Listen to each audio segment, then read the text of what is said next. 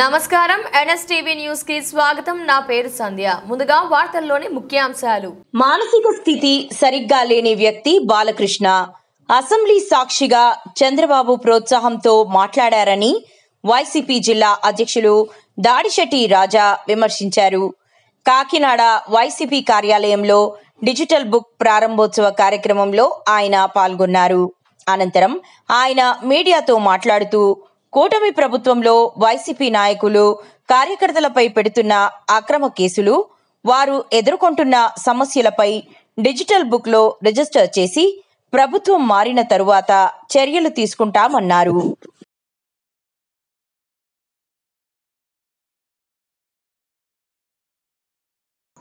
కాకినాడ జిల్లాలో digital book Jagan గారు మన రాష్ట్రంలో ఆవిష్కరించిన డిజిటల్ బుక్ ఈరోజు కాకినాడ జిల్లాలో ఆవిష్కరించడం జరుగుతుంది. ముఖ్యంగా అన్యాయానికి గురైన వైఎస్ఆర్ కాంగ్రెస్ పార్టీ కార్యకర్తలకి అండగా నిలబడటం కోసం, వైఎస్ఆర్ కాంగ్రెస్ పార్టీ కార్యకర్తల బాధలు తెలుసుకుని తదనంతరం ప్రభుత్వం వచ్చిన వాటికి పరిష్కారం చూపించే విధంగా ఈరోజు ఈ డిజిటల్ బుక్ ఆవిష్కరించడం జరుగుతుంది.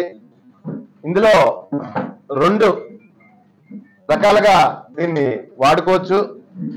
ఒకటి, క్యూఆర్ కోడ్ స్కాన్ చేసుకుని మనం ఎంటర్ అయితే, మన మొబైల్ ద్వారా ఎంటర్ అయితే మన కంప్లైంట్ రిజిస్ట్రేషన్ కోసం అందులో మనం రిజిస్టర్ చేసుకోవచ్చు. అదేవిధంగా ఐవీఆర్ఎస్ కాల్ ద్వారా 04049171718 నెంబర్కి కాల్ చేసి మన కంప్లైంట్ రిజిస్టర్ చేయొచ్చు. మరొకసారి అన్యాయానికి గురైన వైఎస్ఆర్ కాంగ్రెస్ పార్టీ కార్యకర్తల కోసమే ఈ కార్యక్రమం అని తెలియజేయడం అవుతుంది. అదేవిధంగా ఒక చిన్న ఎగ్జాంపుల్, నా నియోజకవర్గం తుని నియోజకవర్గంలో మరి ఎన్నిక అయిపోయిన వెంటనే 1-2 నెలల వ్యవధిలో మరి ఒక నాయకుడు, వైఎస్ఆర్ కాంగ్రెస్ పార్టీ నాయకుడిని హత్య చేయడం జరిగింది. ఆయన 5 రోజులు హాస్పిటల్లో మృత్యుతో పోరాటం చేసి మరణించడం జరిగింది. కనీసం కేసు రిజిస్ట్రేషన్ చేయించుకోవడానికి కూడా కోర్టుకు వెళ్ళవలసిన పరిస్థితి మా పరిస్థితి. ఏ మీడియా కూడా కవర్ చేయలేని పరిస్థితి. మరి అటువంటి అభాగ్యుల కోసమే ఈ డిజిటల్ బుక్ జగన్ గారు ప్రవేశపెట్టడం జరిగింది. వారికి అండగా నిలబడడం కోసమే ఈ డిజిటల్ బుక్ ప్రవేశపెట్టడం జరిగిందని తెలియజేసుకున్నాను. పక్షాన ప్రత్యక్షంగా కానీ పరోక్షంగా కానీ పోరాటం చేసే పార్టీ వైఎస్ఆర్ కాంగ్రెస్ పార్టీ. మా నాయకుడైతేనే, లేకపోతే మేమైతేనే, పార్టీగా మేమైతేనే ప్రతి సమస్య మీద స్పందిస్తున్న తీరు ఈ రాష్ట్ర ప్రజలందరూ గమనిస్తున్నారు. వైఎస్ జగన్మోహన్ రెడ్డి గారు రైతుల పక్షాన అయితేనే, విద్యార్థుల పక్షాన అయితేనే, బాధితుల పక్షాన అయితేనే ఆయన స్పందిస్తున్న తీరు రాష్ట్ర ప్రజలు అందరూ చూస్తున్నారు. తెలుగుదేశం వాళ్ళగా ఎలక్షన్కి 6 నెలల ముందు వచ్చి మేము స్పందించడం అది జరగలేదు. ఎలక్షన్ అయిన దగ్గర నుంచి ప్రజా సమస్యలపై, రైతు ధరలపై, యూరియాపై అన్ని విషయాల్లోని మా పోరాటం జరుగుతూనే ఉంది. వైఎస్ఆర్ కాంగ్రెస్ పార్టీ పోరాటం. అన్యాయానికి గురైన కార్యకర్తలు, ఇంకా క్లియర్ గా మాట్లాడాలంటే, నా నియోజకవర్గంలోనే ఎలక్షన్ వెళ్ళిపోయిన వెంటనే ఒక హత్య జరిగింది, పూర్తి రాజకీయ హత్య. ఇంకా క్లియర్ గా మాట్లాడాలంటే, అతను కమ్యూనల్ లీడర్ కూడా, కాపు కమ్యూనిటీకి సంబంధించిన నాయకుడు కూడా అతను హత్య చేశారు బెండపూడి తమ్మయ్యపేటలో. కనీసం పోలీసులు కేసు రిజిస్టర్ చేయలేదు. కోర్టుకు వెళ్తే మేము యుద్ధం చేస్తే గాని. ఆ పరిస్థితుల్లో అన్యాయం గురైన కార్యకర్తల కోసం ఓపెన్ చేసి డిజిటల్ బుక్ ఇది. ఖచ్చితంగా రాబోయే రోజుల్లో ఈ రాష్ట్రంలో అందరికీ తెలుసు వచ్చేది ఏ ప్రభుత్వం.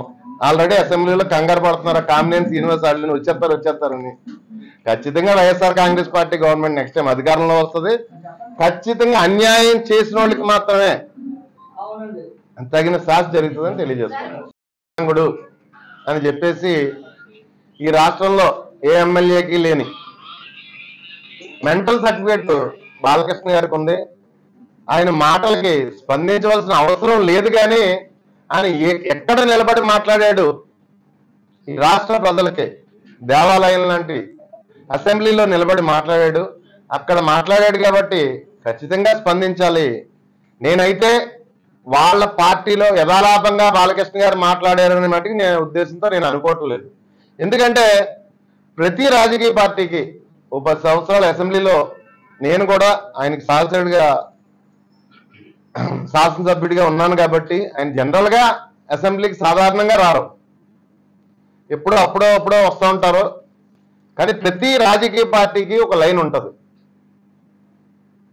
చీఫ్ విప్ ఆధ్వర్యంలో ముందు రోజు నెక్స్ట్ రోజు బిజినెస్ గురించి ఒక డిస్కషన్ కూడా జరుగుతుంది. ఎవరెవరు మాట్లాడాలి, ఏమేమి సబ్జెక్టుల మీద మాట్లాడాలి, ఖచ్చితంగా ఒక డిస్కషన్ కూడా జరుగుతుంది. అంటే బాలకృష్ణ గారికి మాటలైతేనే లేకపోతే వేరొకరు మాటలైతేనే చంద్రబాబు నాయుడు గారి నోటీసులో లేకుండా ఆయన ఏం మాట్లాడలేదు. జగన్మోహన్ రెడ్డి గారి గురించి మాట్లాడిని, చిరంజీవి గారి గురించి మాట్లాడిని, చంద్రబాబు నాయుడు గారి నోటీసులో లేకుండా బాలకృష్ణ గారు అయితే మాట్లాడలేదు. ఎందుకంటే చీఫ్ విప్ ఎవరెవరు మాట్లాడాలో ఆ లిస్ట్ పట్టుకెళ్ళి గౌరవ స్పీకర్ గారికి అందజేస్తారు, దాని ప్రకారమే మాట్లాడిస్తారు.